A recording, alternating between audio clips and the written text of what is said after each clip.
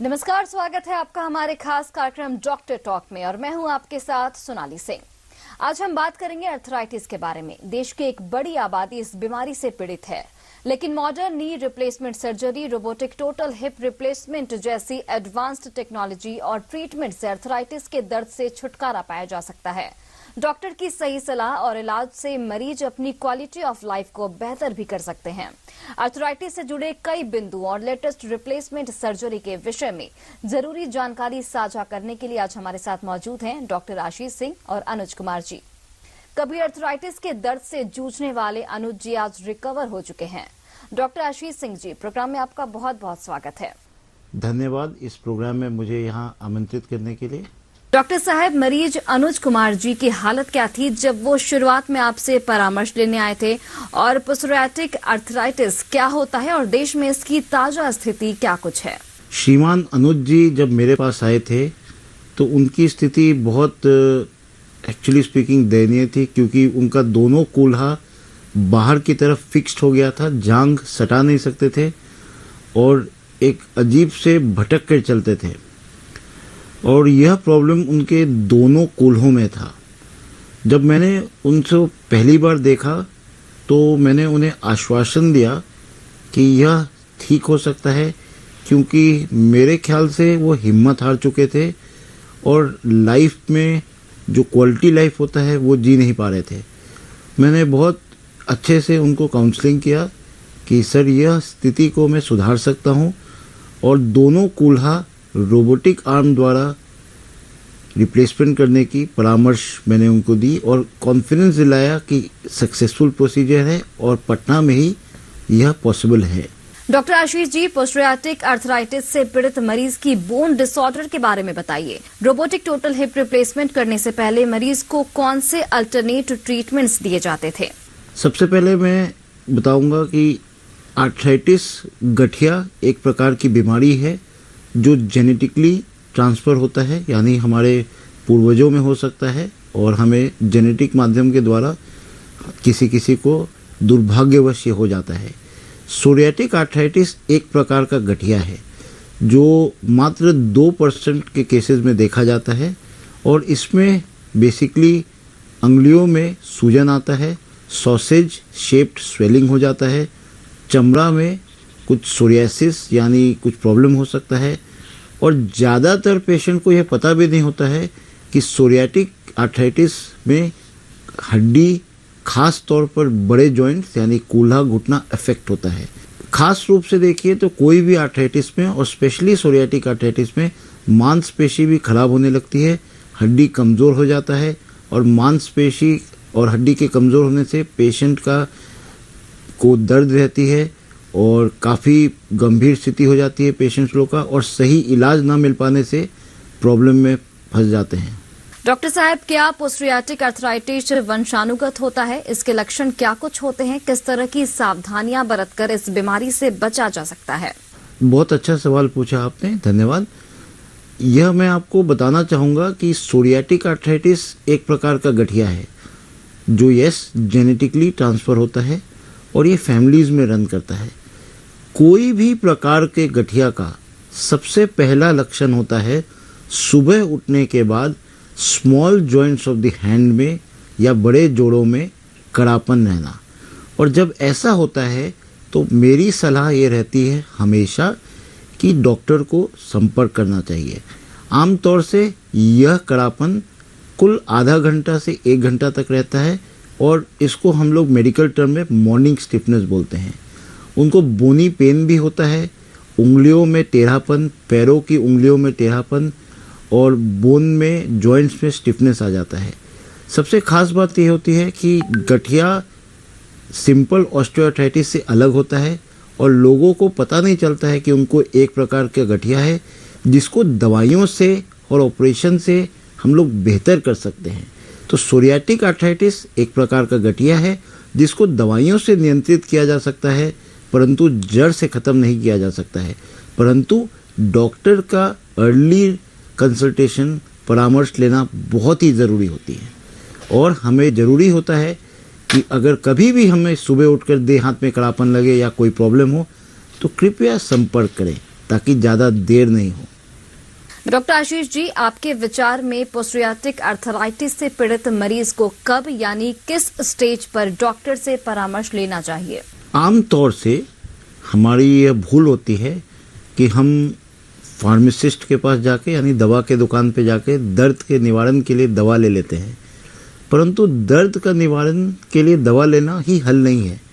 कभी भी जोड़ों में अगर दर्द हो, सुबह उठकर देह हाथ में बदन में कड़ापन रहे, अंगुलियों में सूजन आए, पैर या हाथ की हड्डियों में टेढ़ापन आए, तो जल्द से जल्द किसी हड्डी के डॉक्टर या गठिया स्पेशलिस्ट से जरूर मिलना चाहिए। जब गठिया बहुत ज़्यादा फैल जाता है, जोड़ खराब होने लगता है, तब हम लोग जोड़ प्रत्यारोपण प्रक्रिया का उपाय देते हैं, समाधान करते हैं। परंतु अगर इसे पहले दवाइयों से कंट्रोल किया जाए तो इस पे नियंत्रण पाया जा सकता है। और ये बहुत ज़रूरी है कि बिना जाने, बिना सोचे समझे दर्द की दवा नहीं लेनी चाहिए और अर्ली कंसल्टेशन, जल्दी से जल्दी डॉक्टर से परामर्श ज़रूर होना चाहिए। डॉक्टर साहब, अनुज कुमार के केस में टोटल हिप रिप्लेसमेंट क्यों जटिल था और इसके लिए रोबोटिक आर्म्स असिस्टेड टेक्नोलॉजी को क्यों चुना गया? सबसे पहले मैं ये बताना चाहूँगा, आमतौर से जनरल पब्लिक के मन में यह विचार है कि कूल्हा या घुटना प्रत्यारोपण सक्सेसफुल नहीं होता है और जोड़ को जाम कर दिया जाता है। यह बिल्कुल गलत कंसेप्ट है। जोड़ प्रत्यारोपण यानी पेनलेस यानी दर्द रहित मोबाइल बिल्कुल चलता फिरता जोड़ हम प्रदान कर सकते हैं। जब हम कूल्हा प्रस्थापन या प्रत्यारोपण की बात करते हैं तो इसमें कूल्हे का सॉकेट और गोला की बदली की जाती है। यह एक 100% सटीक ऑपरेशन होना चाहिए और इस सटीकता के लिए हम लोग का टेक्नोलॉजी यानी robotic arm assisted technology and human scientific brain यानी हम लोग का जुगलबंदी होता है। जब हम रोबोटिक आर्म टेक्नोलॉजी की बात करते हैं तो इससे हमें 3 डायमेंशनल ऑन दी टेबल यानी ऑपरेशन के दौरान हमें एक सहायता मिलती है जिससे कोई भी प्रत्यारोपण 100% सटीक हो, कम बोन काट सके, कम ब्लड लॉस हो, कम चीरा लगे। और इंग्लिश में मैं एक ही चीज़ कहना चाहता हूँ, रोबोटिक आर्म से सर्जरी करने के बाद लेस इज़ एवरीथिंग, यानी कम हॉस्पिटल का स्टे, कम दर्द, कम बोन कट, कम ब्लड लॉस और अर्ली मोबिलाइजेशन। पेशेंट को अगर हम रोबोटिक आर्म द्वारा 100% सटीकता से ऑपरेशन करते हैं तो हम पेशेंट को 4 से 6 घंटे में वापस चला देते हैं और 3 से 4 दिनों में घर जाने की स्थिति में पेशेंट को ला देते हैं। डॉक्टर आशीष सिन्हा जी, अनुज कुमार के केस के दौरान आपको किस तरह की चुनौतियों का सामना करना पड़ा है? उन चुनौतियों को दूर करने में रोबोटिक टेक्नोलॉजी ने कैसे अपनी भूमिका निभाई? मैं श्रीमान अनुज जी से काफ़ी डिटेल्स में बात किया था और उनकी ज़िंदगी काफ़ी हद तक ख़राब हो गई थी। वह ऑफिस बड़ी मुश्किल से जाते थे, साइकिल गाड़ियाँ नहीं चला पाते थे, शाम में आते थे, आसपास नेबर्स के यहाँ भी नहीं जाते थे क्योंकि वो चल नहीं पाते थे और उनकी लाइफ जटिल हो गई थी। परंतु अब अनुज कुमार जी डे 1 यानी 24 घंटे के अंदर पूरा वजन देकर चल सके। ऑपरेशन के बाद 3 से 4 दिनों में वो सीढ़ी भी चले और टाका काट के हमने उन्हें फिजियोथेरेपी करा के अच्छे से डिस्चार्ज किया। आज के दिन वह बहुत अच्छे से अपने ऑफिस जाते हैं, मोटरसाइकिल चला सकते हैं, ज़िंदगी बदल दी। और सबसे अच्छी बात है कि इसके कारण उनकी ज़िंदगी में एक खुशहाल आ गई है। जब हम पेशेंट के चेहरे पर एक मुस्कान देखते हैं तो हमारा हौसला बुलंद हो जाता है और इससे हम लोग अपने आप को और चाहते हैं कि हम और अच्छा काम करें। और मैंने ये पाया कि जब हम रोबोटिक असिस्टेड टेक्नोलॉजी की बात करते हैं, जुगलबंदी होता है टेक्नोलॉजी एंड ह्यूमन ब्रेन का, तो रिजल्ट्स 100% सक्सेस होता है। और ये 100% सक्सेस के कारण पेशेंट्स के चेहरे पर एक मुस्कान होती है जो हमारा धीरज बढ़ाता है। डॉक्टर आशीष जी, सर्जरी के बाद मरीज को क्या करने और क्या न करने का परामर्श दिया गया था? पूरी तरह से रिकवर होने के बाद मरीज को किन बातों का खास ध्यान रखने की जरूरत होगी? बहुत अच्छा सवाल पूछा आपने, क्योंकि कूल्हा या घुटना प्रत्यारोपण एक ज़रूरत बन गई है मेरे इस ख्याल से, ताकि हम पेशेंट्स को पेन फ्री लाइफ दे सकें। और इसमें सबसे पहला चीज़ जानना ज़रूरी है कि कोई भी प्रत्यारोपण के बाद आम तौर से चुक्की मुक्की बैठना, पालथी मारकर बैठना और इंडियन टॉयलेट यूज़ करने की परामर्श हम नहीं देते हैं। यह 3 परामर्श मैं अपने सारे पेशेंट्स को लिख के देता हूँ अपने राइटिंग में, और ये इसलिए ज़रूरी है क्योंकि हम अगर अपने कूल्हे को सही तरीके से मेंटेन करेंगे, बताई गई चीज़ें नहीं करेंगे, तो कूल्हा लाइफ लॉन्ग या घुटना लाइफ लॉन्ग चलेगा, जो हम हर पेशेंट के लिए कामना करते हैं। बाकी ऐसा कोई कार्य नहीं है जो पेशेंट नहीं कर सकते हैं। वह अपनी एक जटिल ज़िंदगी को अच्छा बना सकते हैं, मोटरसाइकिल चला सकते हैं, और हमारे कई सारे पेशेंट्स इनफैक्ट बाइक पर बैठकर चलाते हुए फोटोग्राफ्स भेजते हैं और वीडियोस करके भेजते हैं, और इससे हमारा उल्लास, हर्ष और हम भी खुश हो जाते हैं। और आम तौर से यही बताना चाहूँगा कि कूल्हा प्रत्यारोपण और घुटना प्रत्यारोपण के बाद पालथी नहीं मारना चाहिए, चुक्की मुक्की नहीं बैठना चाहिए, और वजन पर नियंत्रण करना चाहिए। और अब रुकते हैं एक छोटे से ब्रेक के लिए। ब्रेक के बाद अब बात करेंगे अनुज जी से और जानेंगे कि अर्थराइटिस ने उनकी जिंदगी को किस तरह से प्रभावित किया, किस दर्द से उन्हें गुजरना पड़ा और किस तरह सफल सर्जरी से उन्हें फायदा मिला, और आज उनकी क्वालिटी ऑफ लाइफ कितनी इंप्रूव हुई है। मिलते हैं एक छोटे से ब्रेक के बाद। ब्रेक के बाद एक बार फिर से आप सभी का बहुत बहुत स्वागत है हमारे खास कार्यक्रम डॉक्टर टॉक में। डॉक्टर आशीष जी से बात करने के बाद अब हम बात करेंगे अनुज जी के साथ और जानेंगे कि इस खास सर्जरी की बदौलत उनकी क्वालिटी ऑफ लाइफ में कैसा और कितना बदलाव आया है। अनुज जी, हमें अपनी कहानी बताइए जो आपके हिप पेन और विकृति से जुड़ी हुई है। इस बीमारी ने आपको पर्सनली और प्रोफेशनली कितना प्रभावित किया और इसके इलाज के लिए आपने शुरुआत में क्या क्या प्रयास किए? 2015 से सोराइसिस बीमारी थी, मैं इसका इलाज करा रहा था। फिर अचानक जो है ना कि मुझे जनवरी 2020 में मुझे ये फील हुआ कि हमारा जो दोनों पैर है वो थोड़ा वो भाग गया है ना, वो अलग हो गया है। तो फिर हमने जो है ना कि डॉक्टर से सलाह लिया, तो फिर उन्होंने हमें एक न्यूरोलॉजिस्ट के पास जो है ना कि भेजे, तो हम वहाँ मिले।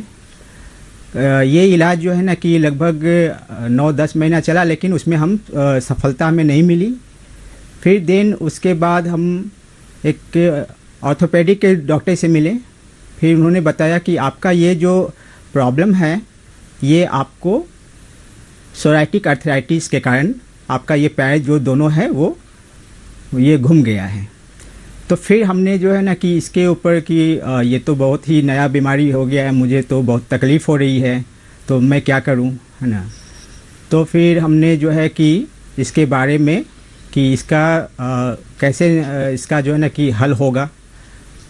तो फिर उसमें पता चला कि इसका जो है ना कि सर्जरी करवाना पड़ेगा।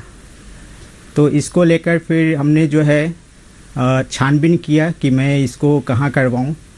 तो इसको लेकर मैंने 2-3 डॉक्टर से हम मिले, और उसके बाद फिर मुझे ये इसमें जानना था कि ये जो है ना कि अगर मैं करवाता हूँ तो फिर मुझे इसका क्या आगे जो है ना कि किसी तरह का कोई दिक्कत तो उसमें नहीं होगी। तो ये सब जो है ना कि हमारे पास सवाल थे।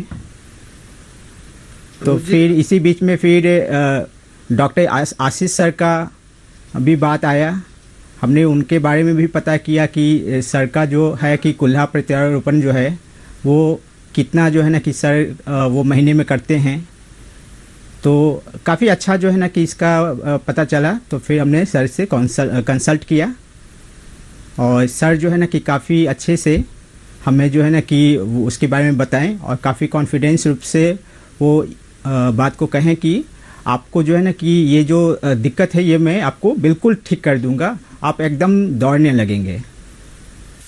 अनुज जी, आपको रोबोटिक आर्म्स असिस्टेड सर्जरी के बारे में जानकारी कैसे मिली और क्यों आपने रोबोटिक सर्जरी से इलाज को चुना? इस बीमारी के इलाज के लिए जब मैं डॉक्टर आशीष सर से मिला तब वहाँ पर जो है ना कि जब वो हमें देखें तो उन्होंने कहा कि आपका तो दोनों कुल्हा जो है ना कि उसका सर्जरी करना पड़ेगा। तो मुझे थोड़ा ये लगा कि एक ही बार में जो है ना कि दोनों कुल्हे का ऑपरेशन तो बहुत ही मुश्किल है, पर सर ने साथ में ये भी कहा कि ये मैं कर सकता हूँ, है ना, और मैं आपको जो है ना कि ये एक रोबोटिक के सर्जरी के द्वारा जो है ना कि ये पॉसिबल है। तो सर से ही ये बातें पता चला और सर के कॉन्फिडेंस मैंने देखा तो बहुत ही अच्छा था, और मुझे लगा कि ये रोबोटिक है तो उससे काफ़ी जो है ना कि उसमें सटीकता होगा। और घर पर भी आकर फिर भाई से पत्नी से सब बातचीत किया, है ना, तो फिर उन्होंने कहा कि ठीक है, तो आप जो है ना कि ये दोनों जो है कि आप एक साथ करवा लीजिए। अनुज जी, सर्जरी से पहले क्या और किस तरह का आपको डर था, और अब जब आप robotic arms assisted hip replacement करवा चुके हैं तो ऐसे में उस डर या शंका के बारे में आप क्या कहेंगे? इस सर्जरी से पहले सर मुझे ये बात लगता था कि ये दोनों जो है कि कुल्हा एक साथ हो पाएगा, है ना। मुझे ये भी जो है ना कि लगता था कि अगर ये दोनों अगर एक साथ होते हैं तो फिर कहीं किसी तरह का चलने में मुझे प्रॉब्लम तो नहीं होगा, मुझे जो अभी हमारी जो दिक्कतें हैं कहीं वो बढ़ तो नहीं जाएगी। तो ये सब बातें थी, और ये भी लगता था कि ये दोनों जो है ना कि एक साथ कितना सटीकता से हो पाएगा, ये भी बात जो है ना कि एक दिमाग में रहता था। अभी इस सर्जरी के बाद जो है ना कि जो एक रोबोटिक के सर्जरी हुआ हमारा, उसके बाद जो है ना कि मुझे बिल्कुल जो है ना कि पूरे विश्वास के साथ हम काम करते हैं, पूरे अच्छे से हम हर चीज़ कर पाते हैं। किसी तरह के हमारे जो है ना कि कोई दोनों पैर में किसी तरह का कोई झुकाव नहीं है, किसी तरह का अभी उसमें दिक्कतें नहीं हैं। तो मुझे लगता है कि ये दोनों एक साथ अगर ये रोबोटिक सर्जरी नहीं होता तो शायद ये इसमें दिक्कत होती। हमने एक डॉक्टर से भी मिला था तो उन्होंने हमारा एक ही, है ना, एक कुल्हा एक बार में करने के लिए कहा था, पर यहाँ दोनों जो है ना कि आशीष सर हमें ये बताए थे कि दोनों अगर करते हैं तो उसमें जैसे अगर आप एक बार में एक कराते हैं तो वो तो ठीक हो जाएगा, लेकिन दूसरा जो आपका रहेगा तो उसका जो प्रभाव है, उसके कारण जो आपका हुआ है उसमें भी उसका प्रभाव आ सकता है। तो इसलिए आप अगर दोनों एक साथ कराते हैं, जो कि आपके केस में बहुत ही ज़रूरी है, तो इसको लेकर फिर हम लोगों ने आगे जो है ना कि किया, और आज जो है ना कि इस सर्जरी के द्वारा हमारे जो है ना कि दोनों कुल्हे का अच्छे से बहुत सफलतापूर्वक जो है ना कि ये ऑपरेशन हो गया है। अनुज जी, चलते चलते आप हमारे दर्शकों को सर्जरी के बाद अपने एक्सपीरियंस और रिकवरी के बारे में बताइए। इस सर्जरी से आप पहले आपकी जिंदगी कैसी थी और अब इसमें क्या कुछ बदलाव आया है, ये भी बताइए। जब मुझे सर ये दोनों कुल्हे में जो प्रॉब्लम था तो हमारा जो दोनों पैर है वो मैं फैला के चलता था, और धीरे धीरे ये फैलाव जो है ना बढ़ता गया। मुझे जो है ना कि अपना जो हम काम करते थे, जो जॉब करते थे, उसमें दिक्कतें आने लगी। हमें जो है ना कि जाने में वहाँ दिक्कत होता था, बैठने में, या जब बैठे हुए होते थे तो खड़ा होने में, चलने में, बीच में लंच करने में, सब में जो है ना कि दिक्कत होने लगी। और ये जो दिक्कत जो थी ये दिन प्रतिदिन बढ़ता गया। लेकिन उसमें फिर हम जब ऑफिस से हम घर आते थे तो फिर हम बेड पर लेट जाते थे, उसके बाद हम कोई काम नहीं कर पाते थे। हम अपने मोहल्ले में भी जो है ना कि नहीं घूम पाते थे, कोई पार्टी फंक्शन में, कोई शादी में हम नहीं जा पाते थे। हमारी पत्नी, हमारे बच्चे वो तो जाते थे, लेकिन हम नहीं जा पाते थे, क्योंकि इतना काफ़ी जो है ना कि पैर का फैलाव हो गया था कि मुझे चलने में दिक्कत होती थी।